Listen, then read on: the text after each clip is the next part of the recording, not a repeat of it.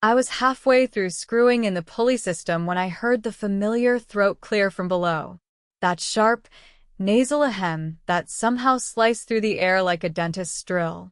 I leaned over the edge of the treehouse and looked down. Yep. Cynthia Edgewood, the HOA president in all her glory, arms crossed, sunglasses perched on her head, and a clipboard like it had been surgically attached to her wrist since 1987. Zayden, she called up like my name was a swear word. We need to talk. Now. I climbed down slowly, wiping sweat from my brow. Hey, Cynthia. You could have just knocked on the door. I don't knock when I can see the violation from the street, she said, gesturing to the treehouse like it was a nuclear reactor. This, she tapped on her clipboard, is a direct violation of Article 9, Section 3 of the Oak Crest Neighborhood Covenant. Which says what, exactly? I asked, arms folded. That I can't build a treehouse for my nephew? That thing, she pointed like it had personally insulted her, as an eyesore. It disrupts the uniform aesthetic of the neighborhood and brings down property values. It's in my backyard, I said. Behind a 6-foot privacy fence. No one can even see it unless they're spying over the fence. Her lips tightened. I happen to enjoy gardening on my elevated patio, and when I look out, I see this monstrosity. I glanced back at the treehouse. It was a simple wooden structure nestled in the old oak tree I'd had since I was a kid. I'd reinforced it, added a rope ladder, and even put in a tiny porch swing for my nephew, Harper. Nothing fancy, just something a kid would make memories in. Cynthia, it's a treehouse. For a 10-year-old. You really gonna go to war over that? She smiled, but it wasn't a friendly one. You'll receive a formal violation notice by end of day. You're expected to dismantle it within 72 hours. I laughed. Yeah, I'll get right on that. And I turned and walked back up, ignoring whatever else she was saying. I knew my rights. I'd read the entire HOA agreement front to back when I bought this place 5 years ago. There wasn't a single word in there about backyard structures under 10 feet tall. Cynthia just didn't like not having control. And that treehouse? It was just the latest excuse. By that evening, the notice was taped to my door, like some kind of eviction posting. I took it down and tossed it in the junk drawer. Harper was coming over for the weekend, and I wasn't about to ruin it because Cynthia Edgewood had control issues. Saturday morning, Harper ran up the driveway with a backpack bouncing on his shoulders.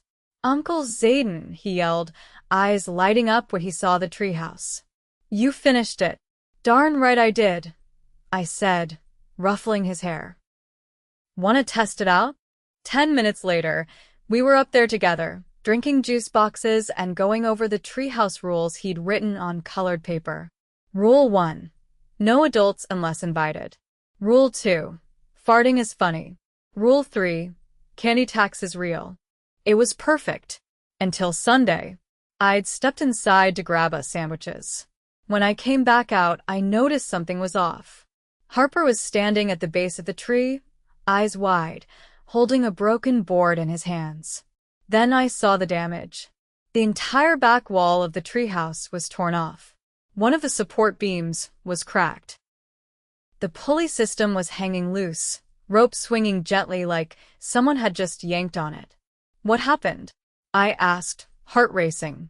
Harper looked up at me. There was a lady. She had a man with her. They said they were fixing it. He had a chainsaw. I stared at the treehouse. My brain was trying to process what I was seeing. Someone had literally come onto my property and sawed part of it down. I stormed inside, yanked up the security camera app on my phone, and rewound the footage. There it was. Clear as day. Cynthia and some guy in a reflective vest coming through my side gate unlocked and walking straight to the tree. The guy powered up a chainsaw, and they just started cutting. No notice. No warning. Just straight-up destruction. I nearly threw my phone through the wall. I called the non-emergency police line, reported the trespassing and property damage, and sent them the footage. They said an officer would come by within the hour. Cynthia didn't even try to deny it. When the cop showed up and rang her doorbell, she stepped outside like she was hosting a garden party. "I was enforcing HOA regulations," she said flatly. "That structure was unauthorized and dangerous." The officer raised an eyebrow. "You do realize you can't enforce anything with a chainsaw, right?" "It was a safety hazard." "I have authority as HOA president." "No, ma'am," the officer interrupted. "You have zero legal authority to enter someone's private property and destroy anything. That's trespassing and destruction of property. I'll have my lawyer call the station." "Please do," he said, handing her a copy of the report. "But you'll still need to answer for this." I was watching from my porch, arms crossed, Harper beside me. Cynthia shot me a glare like I'd just ruined her day. I didn't care. But I wasn't done. I called my uncle that night. Not just any uncle, Judge Malcolm Mathers, recently appointed to the Supreme Court. He wasn't the kind of guy who threw his weight around, but when I told him what happened, he asked me to send the footage and the HOA bylaws. "Zayden," he said after a long silence, "this wasn't just an overreach. This was criminal. I'll make a few calls." I didn't ask what he meant. I didn't need to. By Monday morning, my phone was blowing up. Cynthia had been served a cease and desist order. The HOA board was being investigated for several unauthorized enforcements over the last 2 years. Turns out, Cynthia had a habit of interpreting the rules to her liking, and no one had stood up to her until now. Later that afternoon, I walked into the HOA meeting, invited by the board's legal counsel. The room was packed. Most of the neighbors were there, many of them whispering, a few nodding to me as I passed. Cynthia sat at the head, still clinging to her clipboard like it was a life raft. The lawyer stood up. "Due to recent events and pending legal action, the Oak Crest HOA is suspending all enforcement activities under Mrs. Edgewood's leadership. Furthermore, we will be reviewing all past citations and fines issued under her term." Cynthia turned pale. "You can't do this." "I was elected." "Not anymore," the lawyer said. "The board voted this morning to remove you as president." She stood up, knocking over her chair. "This is a witch hunt." I stood too. "No, Cynthia. This is accountability." The next morning, a different kind of silence hung over Oak Crest. Not the usual suburban quiet filled with lawnmowers and distant barking, but the kind that shows up after a thunderclap. The kind that means something big just happened, and everyone's waiting to see what comes next. I stepped out onto my porch with a mug of coffee, still sore from reattaching the treehouse's back wall the night before. It wasn't perfect, but Harper had helped. He insisted on handing me every nail, and I wasn't about to let some HOA tyrant steal his weekend joy. The real repairs would come later, but first there were bigger things to handle. Across the street, 3 board members were huddled by the curb talking in hushed tones. They stopped when they noticed me. Didn't wave. Didn't nod. Just scattered like pigeons. I sipped my coffee and went back inside. By midday, I had a voicemail from a man named Arlo Vick, the county's assistant district attorney. He wanted to schedule a formal statement regarding the trespassing incident. Not just the chainsaw debacle, apparently. Someone had come forward with more. I called him back, and we met at his office a few hours later. Arlo was one of those guys who looked like he hadn't taken a day off since the Bush administration. His office was cluttered with case files, framed newspaper clippings, and a lopsided photo of his kids in Halloween costumes. He slid a notepad toward me and asked me to walk him through everything, from the first confrontation to the footage I'd submitted. When I finished, he leaned back in his chair, tapping his pen against his knee. "You're not the first one to bring up Edgewood," he said. "But you are the first with footage this clear. We pulled HOA financial records last week. There's something off." "Off how?" "Misuse of funds. At least 3 contractors paid for projects that never happened. A phantom sidewalk replacement. Tree trimmings billed twice. And a security camera system that was supposedly installed last winter doesn't exist." I blinked. And the board didn't notice? Hard to say. We think she used a lot of pressure and confusion. Most of her board members are either retired or don't understand the financial side. He paused. But it's worse than that. We have a statement from a former board member who claims she threatened to fine his daughter for nuisance behavior if he didn't sign off on some budget approvals. I sat up straighter. So she's been blackmailing people? Looks that way. But it's delicate. HOA bylaws don't carry the same weight as public law, but when you mix in trespassing, destruction of property, and fraud, that's real. So, what happens now? We're opening a formal investigation. County level. We'll need you to testify, and we might subpoena the HOA's full records. You all right with that? I nodded. Absolutely. I left the office feeling like the ground had shifted beneath the whole neighborhood. Cynthia wasn't just a control freak, she was running a scheme. And now that someone had finally peeled back the curtain, it was unraveling fast. That evening, I was on the back deck tightening the stabilizer bolts on the treehouse when I heard the gate creak. I turned, expecting Harper or maybe one of the neighbors. Instead, it was Greg Tullman, former HOA board treasurer. A thin, pale man whose idea of confrontation usually ended at a passive-aggressive email. He looked nervous, his hands stuffed in his jacket pockets. Didn't mean to sneak up, he said. I saw your gate open. What's up, Greg? He glanced up at the treehouse, then back at me. I didn't know she was going to do that. With the chainsaw. I swear. She told the board it was just a code violation notice. You signed off on it? No, I didn't sign anything. She said it was an executive decision. I lowered the socket wrench. Why come to me now? Greg rubbed the back of his neck. Because I think she's hiding more. She used HOA funds to buy a new pressure washer last month. Claimed it was for the clubhouse. I went over there yesterday. It's still the same busted unit from 2 years ago. You think she's pocketing the money? She's got a new car. A red Lexus. Paid cash, according to the dealer. I ran into a guy at the lot while I was getting my oil changed. He remembered her. I stared at him. You willing to say all this to the ADA? Greg hesitated. Then he nodded. Yeah. She's gone too far. I gave him Arlo's contact and sent him on his way. That night, I backed up all my security footage onto a separate hard drive and locked it in the gun safe. Just in case. The fallout started 2 days later. A plain white sedan pulled up to Cynthia's house around 10 in the morning. 2 investigators in suits stepped out and walked calmly to her front door.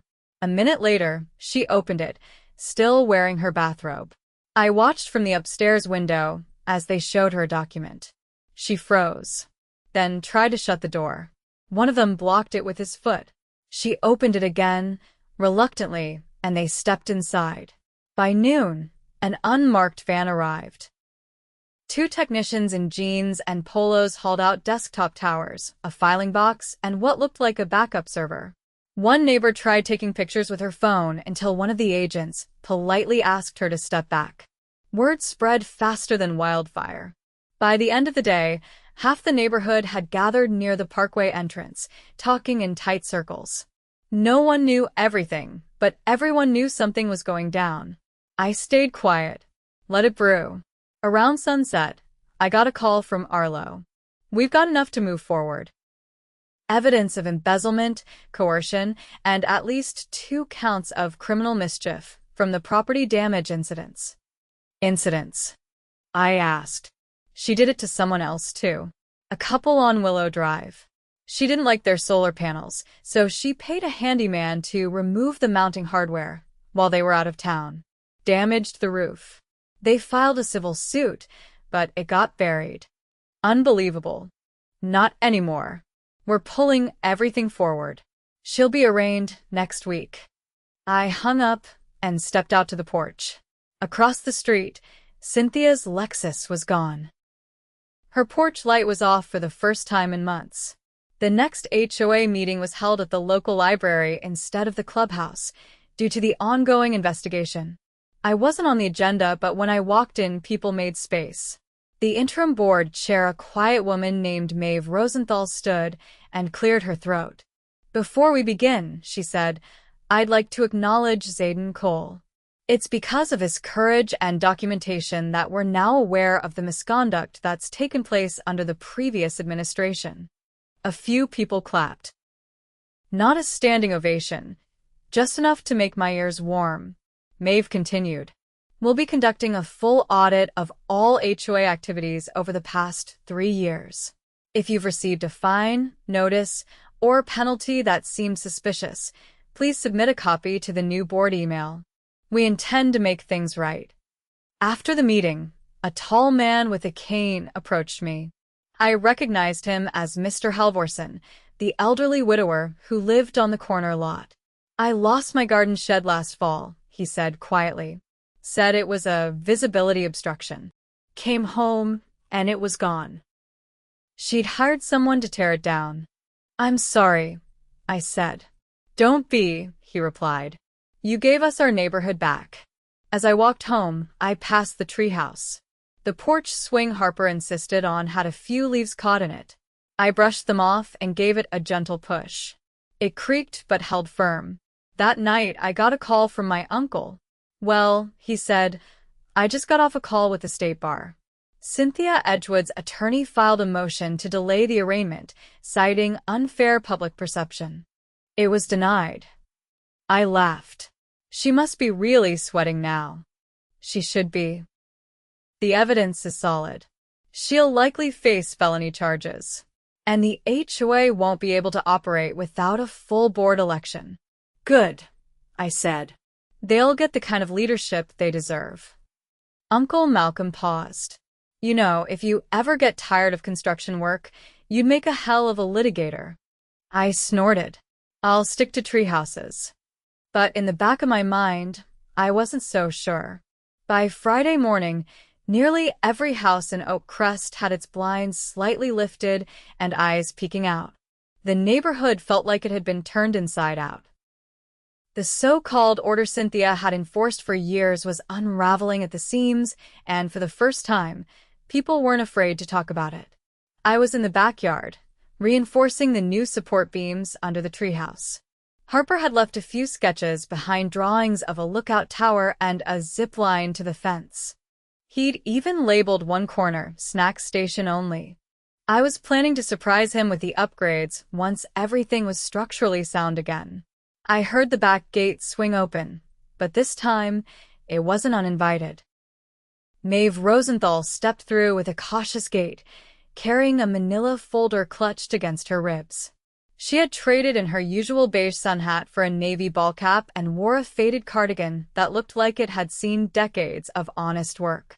"Morning," she said, not quite meeting my eyes. "Mind if I sit for a second?"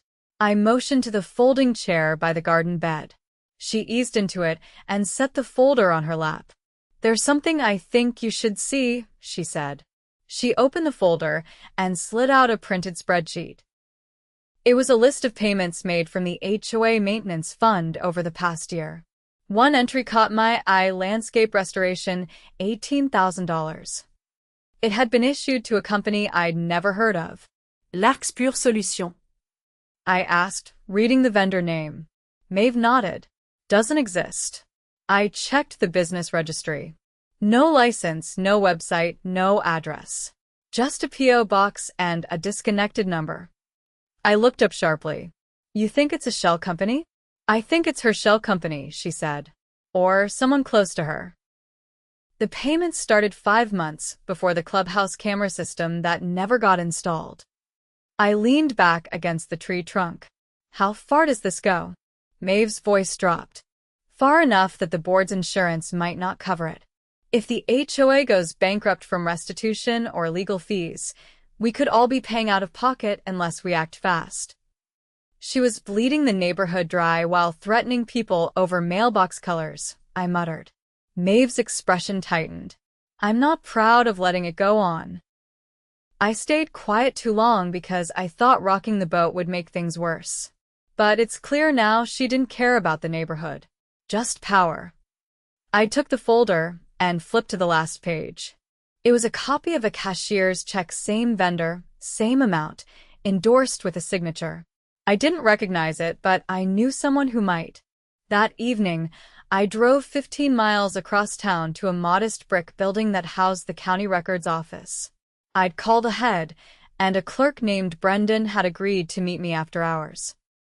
He was young, wore a tie that didn't match his shirt, and had the jittery energy of someone who drank too much iced coffee.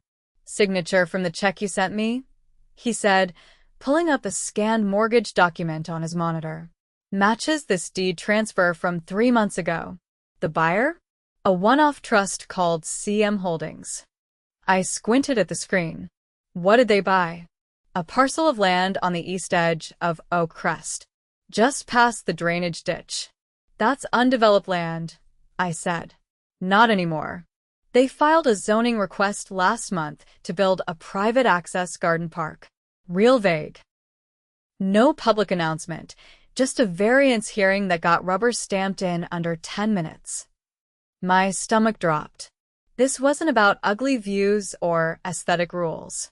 She was clearing the area to raise property values around that land. Land she secretly bought. Brendan nodded. "You might want to talk to the zoning board. Or better yet, the county assessor." On the drive home, I called my uncle. He picked up after 2 rings.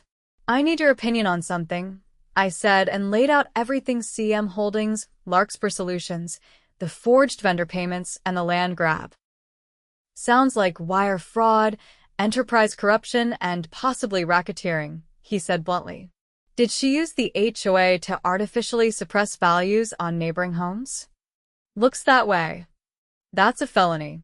If she used postal services or bank wires to conceal it, it could go federal." "What should I do?" "File a formal complaint with the state attorney general's office. I'll make sure it doesn't vanish into a pile of red tape. This isn't just neighborhood drama anymore, Zayden. This is criminal." The next morning, I met with Arlo again. This time, I brought Maeve and the folder. He read through it slowly, nodding to himself. "If this is what it looks like," he said, "we're going to need a forensic accountant." He stood, walked to the whiteboard behind his desk, and started mapping names and dates. Maeve filled in the rest: board votes, suspicious expenditures, and the names of contractors who never showed up. By the time we left, Arlo had enough to open a parallel investigation. That weekend, the neighborhood looked different. Not physically, no new construction, no fresh paint, but something had shifted. Neighbors who used to avoid eye contact were now waving, stopping to chat, asking questions. No longer ruled by fear or petty fines, they were starting to connect again. Even Mr. Dunst, who once threatened to report me for unauthorized deck lighting, stopped by to offer leftover cedar planks for the Treehouse expansion. Monday morning brought more than coffee jitters. The county sheriff arrived at Cynthia's house with a search warrant. Not just for her electronics this time. They were pulling financial records, safe deposit box keys, and even her cell tower logs. A week later, the news broke. Local stations ran the headline first: HOA president under criminal investigation for racketeering and fraud. Then the state outlets picked it up. Cynthia's face was on every evening broadcast, walking into the courthouse with her sunglasses on and her mouth set in a tight line. The charges were staggering. 4 counts of wire fraud, 2 of criminal conspiracy, 1 of racketeering under state statutes. The judge denied her motion to dismiss. Her attorney tried to argue that she acted in the best interests of the community. But the evidence showed otherwise: doctored invoices, fake vendor contracts, and internal emails where she explicitly instructed a contractor to keep the work off the books. But the real kicker came from Greg, the former treasurer. He'd kept a flash drive, one that Cynthia thought she'd deleted from his laptop. It contained recordings of board meetings she held off the record, where she discussed manipulating landscaping violations to pressure certain families into selling. With that in hand, the case became airtight. At the next neighborhood meeting, Maeve announced the results of the emergency board election. I had declined to run, but I nominated a neighbor named Lonnie, a retired school principal with a gift for diplomacy and an intolerance for nonsense. She won by a landslide. As for me, I focused on finishing the treehouse. I added the lookout tower just like Harper designed, and even wired up a working lantern powered by a solar panel. When he came over the next weekend, he stared at it like I'd built a castle. He climbed up, threw his arms around me, and whispered, "This is the best hideout ever." I didn't tell him what it had cost. He didn't need to know, not yet. But one day, when he's older, I'll tell him how a backyard fort exposed a con artist, how a neighborhood beat fear with facts, and how sometimes the strongest thing you can build isn't just out of wood and nails, but out of truth. The morning frost still clung to the grass when I stepped outside with a toolbox in one hand and a roll of twine in the other. The treehouse tower was finished. Harper's lookout post now had a curved roof made from salvaged cedar shingles, and I had even managed to install a rotating periscope I'd found at a marine surplus store. It was absurdly over-engineered for a 10-year-old's hangout, but after everything that had happened, I needed the project as much as he did. I hadn't seen Cynthia since her arraignment. Her house sat dark most nights, blinds drawn tight, mail piling up in the box no one dared touch. Rumor was she'd fled to stay with a cousin in Georgia, but no one really knew. What we did know, thanks to the county clerk's office, was that a grand jury had indicted her on all counts. The trial was set for early summer. I had just finished tightening the last bolt on the pulley hoist for Harper's gear bag when I noticed a dark sedan parked 2 houses down, its engine running. A man stepped out, tall, mid-40s, dressed in a gray suit with a subtle pinstripe. He adjusted his cufflinks and walked in my driveway like he'd done it 100 times before. "You Zayden Cole?" he asked, voice low and even. I nodded, one hand still on the pulley. "Special Agent Reese Calder, Department of Justice. You got a minute?" I raised an eyebrow. Didn't think this was a federal thing. "It wasn't," he said, "until we traced one of Cynthia's fake vendors back to a shell company in Delaware owned by a holding trust in the Cayman Islands. That makes it ours." I stepped down from the ladder. "What do you need?" "Your testimony, eventually. But right now, I need to talk to someone who understands the scope of what she was pulling. You're the only one who seems to have pieced it together before we did." I motioned toward the back deck. "You want coffee?" He nodded once, already pulling out a small leather notebook. Black. Inside, I poured 2 mugs and laid out everything I hadn't yet handed over to Arlo: screenshots from the zoning board's rushed approval minutes, a copy of the neighborhood's annual dues ledger, and a spreadsheet I'd built tracking the timing of each fine Cynthia issued against the market value of nearby homes. The pattern was clear.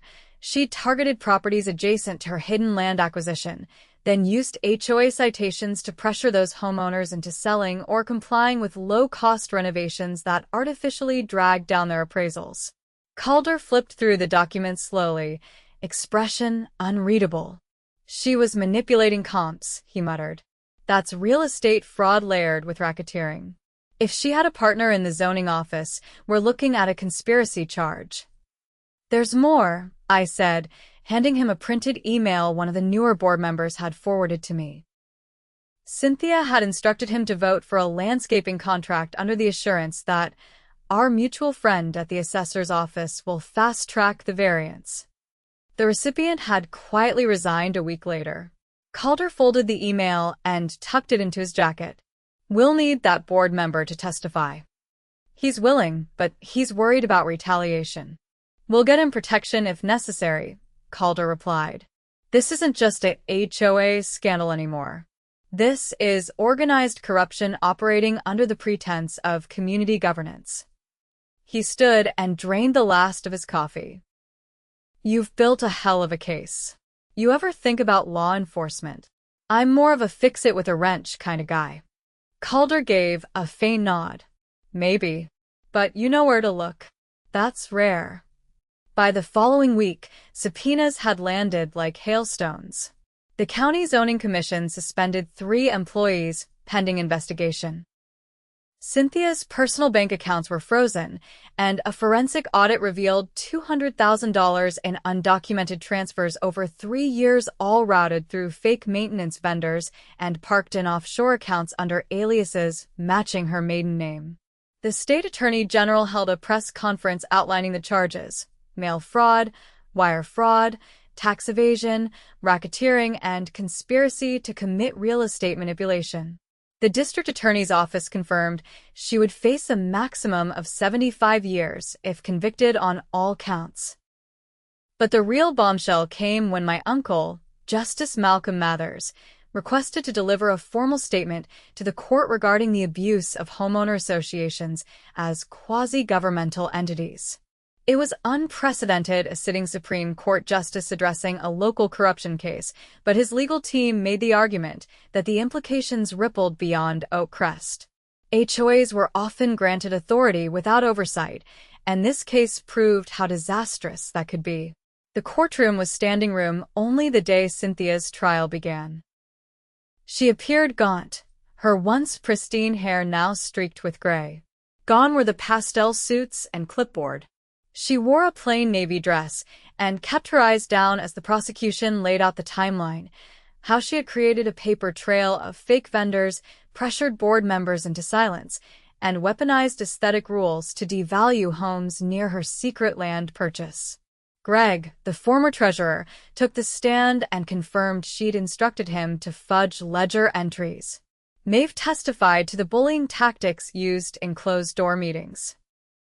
And when my turn came, I walked to the witness box with a hard drive in hand, containing the original footage of my treehouse being torn apart and the digital records tracing her financial shell game. The defense tried to frame her as a well-meaning if overzealous community leader.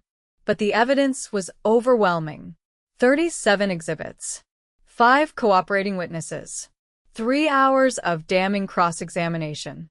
By the time my uncle delivered his statement, it was clear the trial was over in everything but formality. He stood before the judge and jury, robes exchanged for a plain gray suit, and spoke with the quiet authority of someone who had read every page of every law that mattered. When a person is entrusted with community leadership, they accept both responsibility and scrutiny. Ms. Edgewood used her position not to protect her neighbors, but to exploit them. She cloaked herself in rules, enforced selectively, and manipulated those who trusted her. This wasn't just fraud. It was betrayal. And communities across the country should take note. Unchecked authority, even in the smallest of governments, breeds corruption. 3 hours later, the jury returned with a unanimous verdict, guilty on all counts. Sentencing was scheduled for the following month. Cynthia was remanded to county custody without bail. Her attorney issued a brief statement blaming systemic confusion in HOA governance, but no one paid it much attention. Oak Crest was quiet again, but not the same kind of quiet. This time, it was peaceful. The new board passed a transparency resolution requiring all HOA decisions to be publicly posted and voted on in open meetings. Fines were suspended pending review, and the annual budget was published in full, available in both print and digital format. One afternoon, as I was fitting the final wooden slats onto the Treehouse's snack station, Harper climbed up and held out a folded piece of paper. It was a drawing of the neighborhood, every house, every tree, even the sidewalk chalk he and his friends had scribbled down by the cul-de-sac. "You forgot something," I said, pointing to the center. Harper grinned and drew a little flag over our yard. On it, he wrote one word: safe. Later that evening, I stood in the lookout tower alone, watching the sun dip below the rooftops. The breeze rustled through the leaves, and somewhere down the street, a sprinkler kicked on with a soft hiss. I could see the whole neighborhood from up there. Mailboxes upright, porches lit, kids riding scooters down the sidewalk. No more threats taped to doors. No more fines for things no one ever agreed to. Just neighbors living. The treehouse had started as a weekend project. A distraction. A memory for a kid. But it had become something else, a symbol, maybe. proof that even the smallest stand could expose something rotten. And when the rot was cleared out, something better could grow in its place. Harper called up from below, asking if the pulley was working. I gave the rope a tug and watched the little canvas bucket rise toward the platform, full of colored pencils and a half-eaten granola bar. "Yeah," I called down. "Everything's working just fine now."